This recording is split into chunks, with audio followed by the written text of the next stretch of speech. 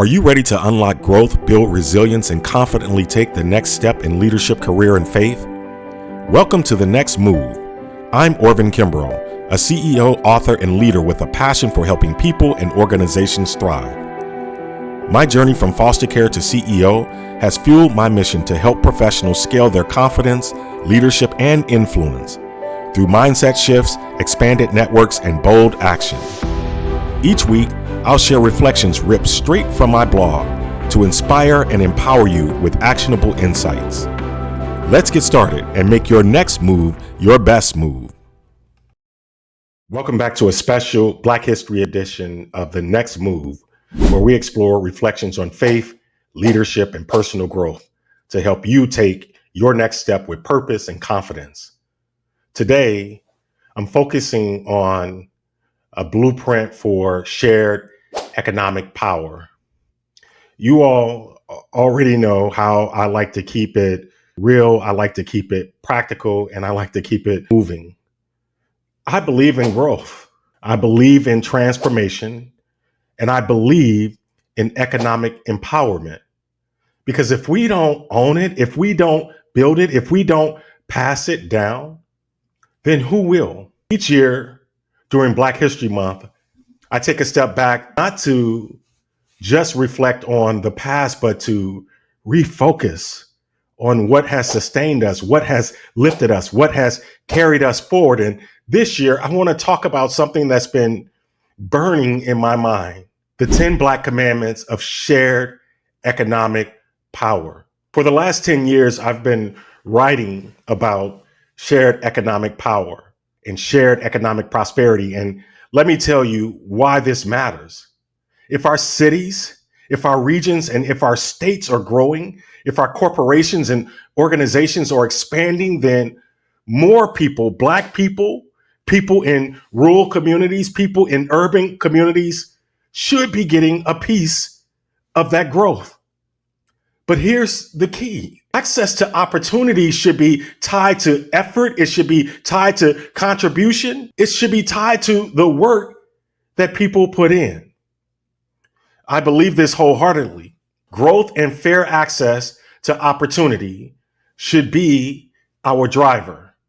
But economic empowerment isn't accidental. It's not something we just hope happens. It's something we build. It's something we pass down. It's something we protect. As I was thinking about Black History Month, I wanted to recenter the conversation because too often we talk about where we've been, but we don't spend enough time talking about what it takes to keep us moving forward.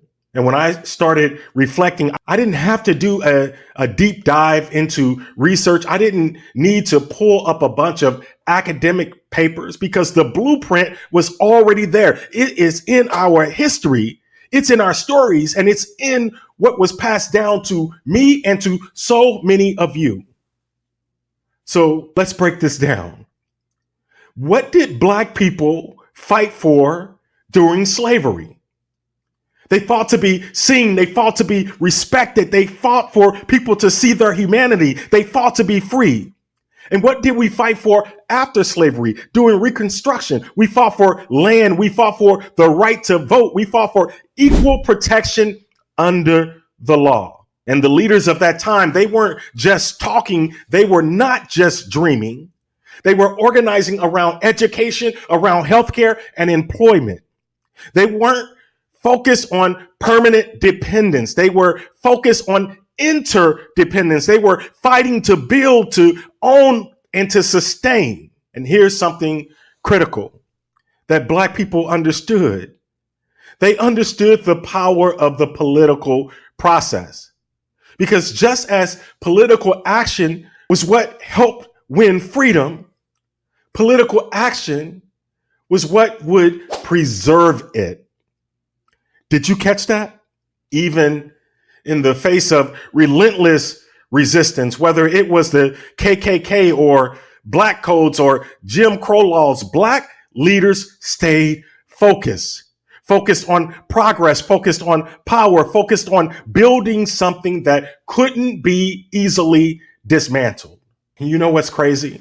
These principles, these commandments have been passed down like family jewels. Think about it. Even in the poorest households, these values were still there. You had that uncle, that auntie, that neighbor, somebody who always said, listen, you got to own something. You got to learn something. You got to put in the work. I remember when I was finishing up my first graduate degree and I saw this scene in Baby Boy, Baby Boy of all movies. But listen, there's this moment where Jody, who was played by Tyrese Gibson, is breaking down the world to Sweet Pea, played by Omar Gooding. And he says, look at the people around you. They selling, you buying. That's why you broke. And it hit me. Even in some of our most outlandish movies, there were seeds of the family jewels, messages about ownership, messages about economic power, and messages about self-sufficiency. So let's talk about these 10 Black commandments. These are not just words. They are a blueprint. They are a foundation. They are a way forward. Take heed, my people. Here they are. Commandment number 1, thou shalt own property and land. Commandment 2, thou shalt engage politics, local, not just national. Commandment 3, thou shalt be educated. Commandment 4, thou shalt own and support Black businesses and Black-led enterprises. Commandment 5, thou shalt work hard and work smart. Commandment 6, thou shalt be present in the lives of our children. Commandment 7, thou shalt pass down knowledge, assets, and wealth. Commandment 8, thou shalt be financially mindful and diversified in investments. Commandment 9, thou shalt be networked and empower others in corporate spaces. And Commandment 10, thou shalt be faithful and establish the loving God as our foundation. Listen up. Over the next month, I'm going to break down some of these commandments in a series of blog posts, not from an academic perspective, but from a practical one, because these are not theories. These are real. These are necessary. These are urgent. So here's what I want you to do. Share this episode. Tag someone who needs to hear this. Comment with the commandment that resonates most with you and why it resonates most with you. And let's start a real conversation about what economic empowerment really looks like, not just for our generation, but for generations to come. Until next time. Thank you for tuning in to The Next Move. I hope today's reflection inspired you to take the next step in your leadership, career, or faith journey. If this episode resonated with you, share it with someone who might need a little encouragement this week. Don't forget to subscribe so you never miss an episode. And if you'd like more reflections or resources, visit orvinkimbrough.com or theaccidentalbanker.com. Until next time, remember, every step you take brings you closer to thriving. Let's keep moving forward together.